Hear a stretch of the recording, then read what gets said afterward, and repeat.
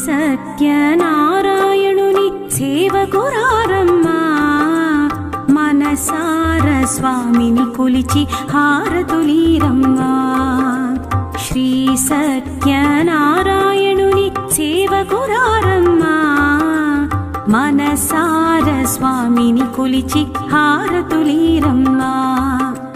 నూచిన వారికి నూచిన ఫలము చూసిన వారికి చూసిన ఫలము నూచిన వారికి నూచిన ఫలము చూసిన వారికి చూసిన ఫలము స్వామిని పూజించే